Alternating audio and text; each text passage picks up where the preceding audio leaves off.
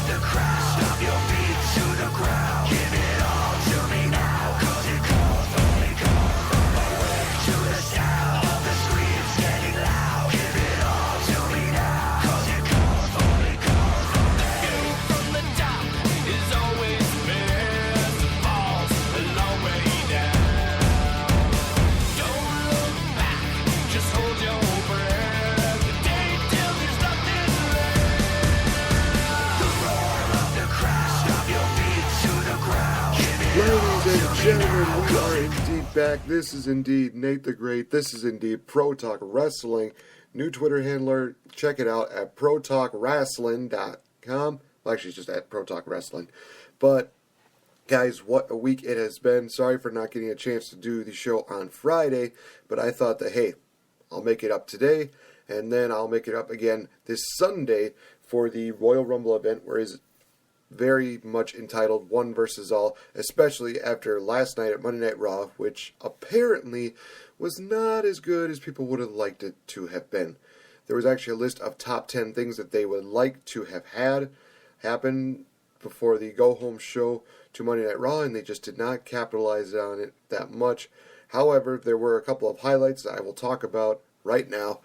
The first highlight was indeed the match between Tamina and Becky Lynch. Not the match itself, but what happened post-match, because Becky Lynch has been challenging Charlotte for the Divas title for a while now, and she said that she knows that she can beat Charlotte one more time when it comes down to it at the Royal Rumble. And Charlotte basically said, well, you know something? You had your title match, you had your shot, but you lost, so you have to go to the back of the line like everybody else. And then Becky Lynch cut this amazing promo where she just said, if it wasn't for your wheeling, dealing, title stealing, basically just an awesome deal where people are actually saying that she was better at rapping than John Cena was, and John Cena was just too white for it. But honestly, it was an awesome deal in which she basically just called out Ric Flair and Charlotte, and basically said that, Flair, at least you had the guts to take on all old comers that came your way when you wrestled, but unfortunately, your daughter is a coward, and Flair just went off. He's like, are you kidding me? Are you kidding me? I will tell you this right now. She will take you on this Sunday at the Royal Rumble. Match is set. It is indeed going to be Charlotte versus Becky Lynch this Sunday for the Divas title, and you gotta believe Ric Flair is going to be at the corner of Charlotte. But I will get more into my predictions this Sunday when I do the Sunday show. And I will also be doing a live stream with the Squared Circle podcast, live reaction on YouTube.com, in which you can check out this Sunday. You can also check out a lot of their other stuff at the Turnbuckle Productions on YouTube.com. But also checking out all of the other things that are happening here on Spreaker.com. It is going to be quite a week, to say the least. I mean, we got TNA Impact tonight. We've got Let's Talk tomorrow, the return, after I believe it was a 2-week absence, and so much more. But going back to Monday Night Raw, they had the funeral, quote-unquote funeral, for Francesca the Trombone, who got broken over Chris Jericho's knee last week on Monday Night Raw. And of course, it was just another one of those New Day deals in which they were just saying, Francesca was more than just, a trombone. She was also a part of the family, and they did the whole POP, power of positivity. I like that about New Day, about the power of positivity. And it's just one of those things where, even though New Day can get annoying real fast, it's one of those times where New Day actually shows a little bit of their entertainment. And you didn't see that much of New Day tonight, which I think really helped them out more than anything. So when that happened, they talked about a match with one of the Usos, which Big E was going to go out and take on, I think it was Jey Uso, for later on tonight. And see, that was the big highlight for that one. And they had the matchup. I believe that Jey Uso lost to Big E after the big ending. And then we move on to the... See, there was a tag team match in which we saw the team of Dean Ambrose and Kalisto taking on the team of Alberto Del Rio and Sheamus. Kind of a lackluster match, and actually they made the joke this past last night, the Squared Circle podcast. They were saying that it's how ironic it was that how this tag team match was sponsored by the Real Cost. For those of you that don't know, Real Cost is trying to reduce the use of tobacco and tobacco products such as smoking, I think marijuana, stuff like that. Just trying to make the world a better place, and they are making a difference with that promotion.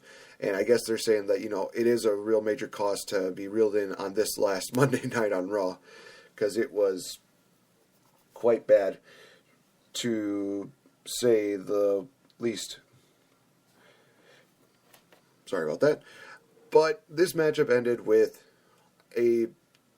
quite an interesting ordeal. I said that the only way that this could make sense in WWE's minds, because they made the announcement that it was going to be Kalisto versus Alberto Del Rio this Sunday for the United States Championship in the quote-unquote rubber match between the two of them. But the thing is that Kalisto has actually pinned Del Rio twice, and Del Rio's only gotten one victory over Kalisto, so it would only make more sense to have Del Rio beat him one more time. But unfortunately, it ended with Sheamus hitting a Brogue Kick on Kalisto, pinning him 1-2-3, and the League of Nations, of course, get the victory. Yay. It was also announced earlier in the night that it would be Roman Reigns who would be the first person to come out for the Royal Rumble. They did this really cheesy, man, that was like the worst 5 minutes of my entire life. Because I looked at the recap of Monday Night Raw on YouTube, and that segment alone was just 5 minutes of there. We're just, seeing Vince McMahon struggling to open one of the balls, and then finally at the end it's like, oh, hey, you finally opened it, yay. It just proves that you're not as weak as you look. For a guy that has, majorly beef muscles, you just looked at how horrible he looked trying to open up this little plastic ball that a little 5-year-old probably could open up. And it took him maybe 5, 6, 7 attempts. It was just really sad. It was just a pointless deal, which they said, oh, well, we're going to pick who's going to be number one. It's Roman Reigns. They put the ball back in, and then they roll up. Roman Reigns. And they do it again. Roman Reigns. They're shoving it down our throat that, hey, Roman Reigns is number one. We got it after the first time, guys. You don't need to repeat it 20 more times saying that Roman Reigns is going to be number one. It's just one of those things where it's just annoying now that the authority is just trying to jam it down our throat that, hey, we're going to screw your favorite guy right now. We're going to make sure that he gets, all the odds stacked against him. We're going to do this, we're going to do that. And it's like, shut up. We already know. We know already where this is going. You don't have to shove it down our throats. It's just one of those things where it's like, oh, boy. And it's like, how much you want to bet that every single one of those balls had Roman Reigns' name in it? I mean, there was more entertainment out of, just seeing this backstage segments of people getting their numbers than this segment right here. It was just really, really sad, to say the least. But the main event segment was actually the highlight reel featuring Brock Lesnar and Roman Reigns. Classic deal between Paul Heyman, I should say, and Chris Jericho. But it ended with Roman Reigns and Brock Lesnar just fighting off against each other.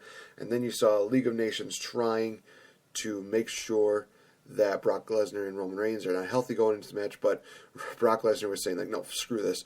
Going to go suplex on think it was Rusev first, suplex to Del Rio, and F5 to Sheamus. I'm pretty sure King Barrett, Bad News Barrett, Wade Barrett, whatever you want to call him, the man of 1,000 theme songs, Wade Barrett.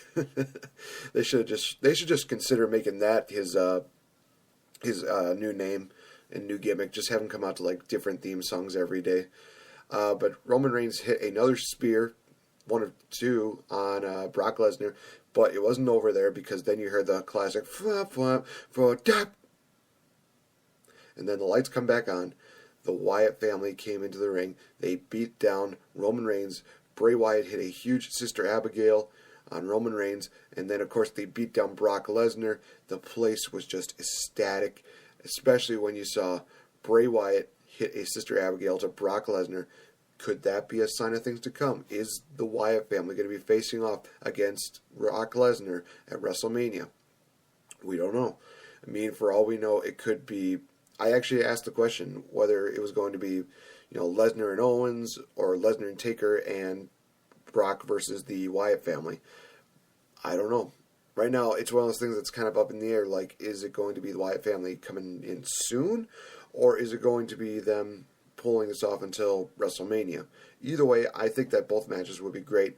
Maybe have Brock and Owens at a match at SummerSlam, but I know that I think Brock only has one more year on his contract after this WrestleMania, so it's going to be interesting to see what all goes down at the Royal Rumble this Sunday. But enough about that. Talk a little bit about what happened this past week with NXT in Green Bay. Just a great day, a great event, and honestly, I'll be posting some more pictures on my Twitter of the trip that it was me, Spencer Hart, and Max. We all went to the Lambeau Field. We went to NXT Green Bay, where the crowd was just electric. Everybody there was just ready to go. So many great matches. We got to see the big man, Big Cass, and Enzo Amore take on Scott Dawson and Dash Wilder. For the tag team titles, we got to see Bayley versus Alexa Bliss. For the women's championship, Apollo Crews versus Baron Corbin. We unfortunately had to bear witness to Eva Marie wrestling. Evil Marie.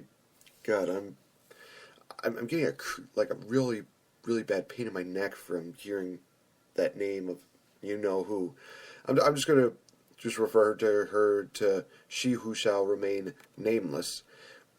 But seeing her and Nia Jax taking on the team of Carmella and Peyton Royce, I think that Peyton's already getting a little more of a push now than what she was before, because I know they're getting a lot of independent divas from a lot of different places like Shine. They're getting people from Australia. I'm looking forward to seeing how this divas division really just evolves as time goes on. And people were actually talking about Alexa Bliss being the next women's champion. Right now, she's at a good spot right now where she could actually be the next Divas champion, and it would be believable. Plus, when's the last time I think they had the women's champion as a heel, other than I think a little bit of Charlotte, but mainly more on the Sasha part. But I think the only thing I would change about Alexa Bliss would be her finisher, because that move, again, is just one of those moves that it works better for her if she was a babyface. But if she's a heel, she's got to do something completely different. She's got to do some different heel tactics, something like that. But the main event was the match that almost made me give... I was basically on the verge of a heart attack, because it was NXT champion Finn Balor defending against the one and only Sami Zayn. Oh my gosh, this matchup just took the breath away from me. It was just one of those matches that, honestly, I actually said to somebody, this is one of the first few times that we're actually seeing Finn Balor versus Sami Zayn, and we're going to be the first ones to see it. Even if they do it again at a WrestleMania or an NXT TakeOver, it's going to be one of those matches that people are just going to want to see happen again. And it is indeed that, especially with the rumors of having Bullet Club, which I'll talk about in just a bit, coming into WWE, whether it be NXT or the main roster in WWE. It was one of those moments where you did see a lot of Finn Balor just teasing the idea of the Bullet Club coming in and possibly taking over NXT. He did like the signature gestures. He's already doing the Balor Club deal.